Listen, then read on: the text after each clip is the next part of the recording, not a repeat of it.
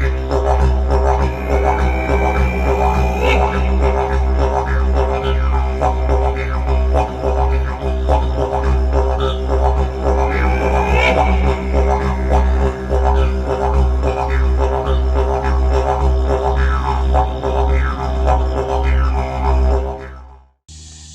everyone, welcome back to Skeledon, Bushcraft and Survival. Glad you could join us. I'm out here with my brother and we're kind of going over different things that you can use, charring it up, and it works great for flint and steel. Now, in your fire kit, of course, you want to have a ferro rod, magnesium bar, matches, lighter, and yes, I've got one. And I also have a Bic lighter, it's over there. Having more than one way of starting a fire, it's great and wonderful. But these resources, including the lighter and including the ferro rod, this one right here is last ditch effort. Now that's for sure. That's a lot of work to get that one going. Yeah, I don't like that one. I don't either, but it's something. And magnesium does burn hot, and if you get enough shavings down, you know, I mean, you can get a fire going with it. But, you know, it's like, if you're in a dire situation that you need a fire now, you want to have certain things that will get you that fire right now. That includes the tinders that you bring with you. But, in an extended stay, you don't really want to use these resources. Now, this one right here is thousands and thousands of strikes. So, I mean, this one is not so much as a biggie as matches or a lighter. But still, you want to conserve your resources. And I have gotten a few questions about what are the best fire tinders that you can char and use for flint and steel. Because there really is a necessity to be able to use a flint and steel in certain situations. And if you have that skill, then it's not a problem. So nevertheless though, I thought that was a really good question. And in fact, you've been asked a couple of times of what you can use for a fire tinder. Yeah. And it really is a good question, because all the information that you find, it really boils down to four. One in which, char cloth, yes, it works great, but you really don't want to use your articles of clothing to get that cotton, even though cotton's natural. Yeah. You don't really want to use your articles of clothing, because if you're in that situation, then, well, you want to be wearing your clothing and not destroying it. So then that excludes that. And then the three other is going to be punky wood. Now, yes, punky wood is all over the place, but you might have to walk a bit in order to be able to find it. It may take you a little bit of time to find it. That's exerting energy. And so my point on that right there is that you really want to be able to find different things around your surrounding area so that you don't work so hard to get to, and that's the reason why that I made the list here. The other one, amadou.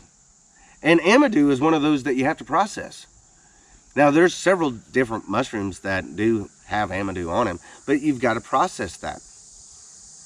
The best one out of those four is Daldenia concentrica, because it's a mushroom that grows on dead poplar, and you don't have to char it or anything. You just pluck it off the tree when it's, you know, nice and, you know, perfect timing, you know, and then strike it and use it.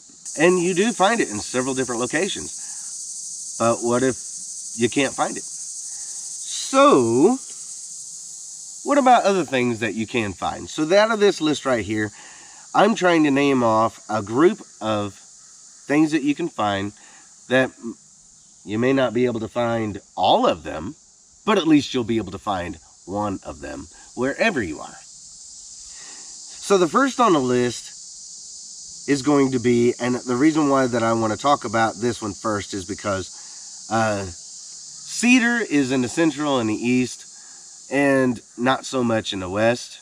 Spruce is in the west. Cedar and spruce are so much alike, but they have differences. Now, with spruce, you can shave off shavings like this right here. You can char them up, and they work great for embers. Also with spruce, you can find old man's beard. Well, out here we don't have spruce, unless we bought it and had it brought in. But we do have cedar. And cedar, you can take the cambium, strip it off of it, and get a whole bunch in your hand, and it makes a nice little fluff. Now, the way it is now, it doesn't strike very well. I mean, if I struck it even with a ferro rod, it would quickly burn up and go out. I mean, it wouldn't hold an ember. But if you char it, it holds an ember great. And I got some little shavings there, but it works great. And cottonwood, which I don't have any cottonwood fluff, but if you have cottonwood in your area and it's during the first time of the year, you can use that fluff and do the same thing with it, bunch it up, char it, and it holds an ember as well. Another thing is thistle fluff. Now this right here is before it's charred, and I'll leave a picture. I'll actually post a picture of all of these that I'm mentioning and show up close what they look like before you process it, because I know that you're not going to be able to see very well here, so I'll just give a real close picture of it. But nevertheless, this works really well for charring and flint and steel. Now, I have heard a lot about cattail, and cattail is great. It's a multi-use, multi-purpose plant. Not only do you have a fire aid, but it also has edible parts. So, and you can make cordage out of it. So it's a multiple purpose, plant. And here it is, charred. And this really does, it makes an amazing ember. But getting to the things that you wouldn't think of, cambium from trees. Cambium from several different trees, whether it be willow, cottonwood, or poplar, which are sister species. Those work great for embers. You just take that cambium, you do the same thing that you would with this, you char it up, and this right here is a small bit of it, of cottonwood, and this is a small bit of poplar. And it works great with flint and steel. So those are options as well that you can use. And of course you've got punky wood right there, and it works great as well. But that right there is the list of different things that you can find that work great for flint and steel, that you can get your fire going. Like I said in the last video, get your fire going with the quick methods, whatever your method is. But then instead of just using that fire for, let's say, boiling water, getting heat, or cooking, you can also utilize that fire to make some charred goods, charred natural fibers for flint and steel. And then it's an endless cycle. It's an endless, it never runs out then.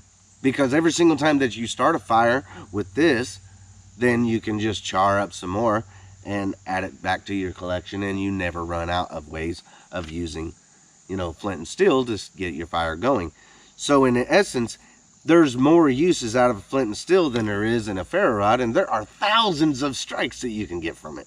I love my ferro rod, so I'm not going home without it. But I'm just saying that, it's like, there is endless possibilities with flint and steel as long as you maintain and have an idea of different things that you can use. And of course, shavings. I mean, I use spruce, but you can use anything dead. Just shave them off real nice and thin and get a big tin of them, and then char them all at once. And it doesn't matter what time of year on that, you can find it. Yep. And it works great with flint and steel, getting yourself an ember so that you can bring it to flame with a bird's nest or a tinder nest or however you want to word it.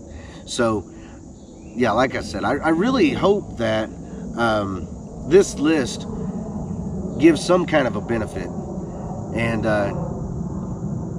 it answers any questions.